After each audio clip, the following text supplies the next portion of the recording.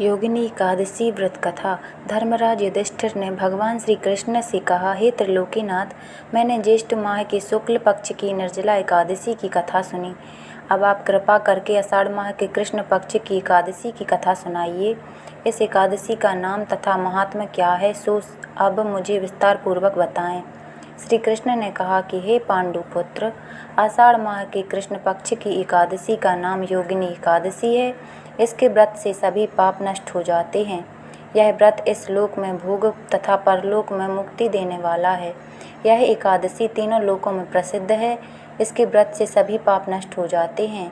तुम्हें मैं पुराण में कही हुई कथा सुनाता हूँ, ध्यानपूर्वक श्रवण करो। कुबेर नाम का एक राजा अलकापुरी नाम की नगरी में राज्य करता था।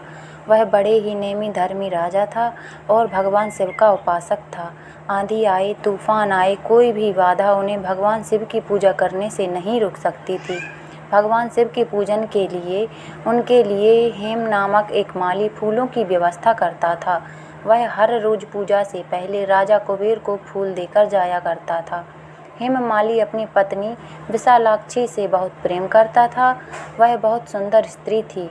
एक दिन हेम पूजा के लिए पुष्प तो ले आया, लेकिन रास्ते में उसने सोचा, अभी पूजा में तो समय है, क्यों ना घर चला जाएं। घर आने के बाद अपनी पत्नी को देखकर वह कामासक्त हो गया और उसके साथ रमण करने लगा। उधर पूजा का समय बीतता जा रहा था और राजा कुबेर पुष्प न आने से व्याकुल हुए जा रहे थे। हेममाली की राह देखते देखते जब राजा कुबेर को दोपहर हो गई तो उसने क्रोधपूर्वक अपने सेवकों को आज्ञा दी कि तुम लोग जाकर पता लगाओ कि हेममाली अभी तक पुष्प लेकर क्यों नहीं आया। जब सेवकों ने उसका पता लगा लिया तो राजा के पास जाकर बताया, हे राजन, वह हेममाली अपनी स्त्री के साथ रमण कर रहा है। इस बात को सुन राजा कुबेर ने हेममाली को बुलाने की आज्ञा दी। डर से कांपता हुआ हेममाली राजा के सामने उपस्थित हुआ। उसे देखकर कुबेर को अत्यंत क्रोध आया। राजा ने कहा, अरे अधम, तूने मेरे परम पूजनीय देवों के भी देव भगवान शिवजी का अपमान किया है। मैं तुझे श्राप देता हूँ कि तू स्त्री के वियोग में तड़पे और मृत्युलोक में जाकर कोढ़ी का जीवन व्यतीत करे।